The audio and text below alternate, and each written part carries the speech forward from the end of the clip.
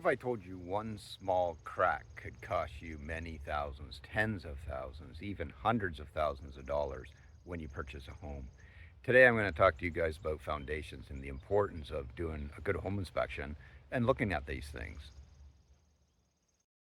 So I'm going to talk to you guys about a few things that you really need to look forward to or look for when doing a home inspection, whether you're doing it yourself or whether you've hired a professional to do it, which I recommend, especially if you don't know what you're talking about. So one of the things you want to look forward to is the height between the ground and the bottom of your siding. You want to make sure that is no less than 8 inches. The higher the better, because then what happens is the dirt, and if it rains and it splashes up, it doesn't suck up into the bottom of your siding. It also too won't get, like, just water won't get up. It will be a lot harder. The other thing is too, is look for little trails or mud tracks that run up the side of your concrete, whether it's block, whether it's, ICF insulated concrete foundations, or poured concrete. You want to look for that because those trails could be an indication of termites, and you do not want termites because that tens of thousands could turn into hundreds of thousands. So another thing you want to look forward to or look for is the eaves trough.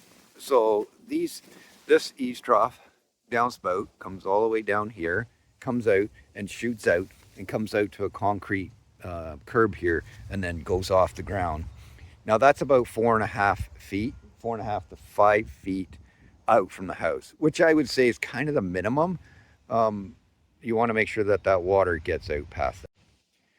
So another thing you want to really look for is the slope away from the house. So right now, this has a garden up against the house. Now it's got lots of mulch and stuff like that, so it's going to absorb some of the water.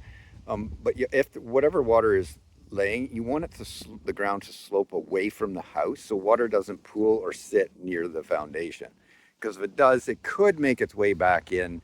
Now, typically it'll be picked up by your drain tile and then directed into your sump pump.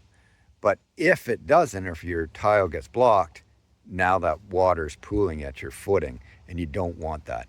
And also, if you have a block foundation, any cracks in that block foundation, it could potentially penetrate into the house.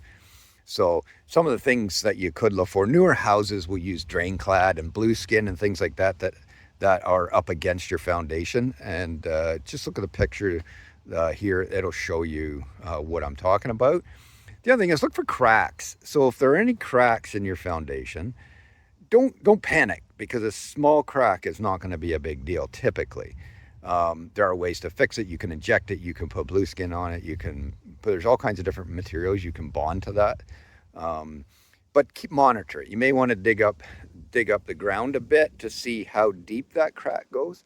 But if it starts opening up wider at the top than it is at the bottom, you really want to check that out. You may want to go inside the house and check as well, just to make sure that it's not opening bigger on the inside than the outside.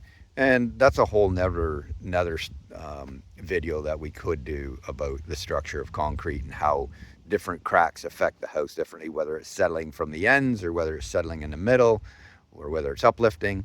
The other thing that to be concerned about, look for, is if the crack is horizontal. That could be an indication that there's pressure against the house and it's too much, so it's affecting the block. So the other thing with block is if there's a step in the block anywhere, you want to investigate that further, because if there's a step in the block, that could be a serious problem. Too much pressure against the house.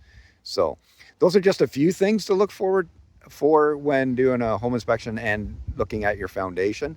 So whether you're purchasing or whether you own the home and you're just monitoring things and looking after things, those are just a few things to look for. So anyways, check the other videos out. And again, I'm Joseph Talbot here, real estate broker in a beautiful Georgian Bay area.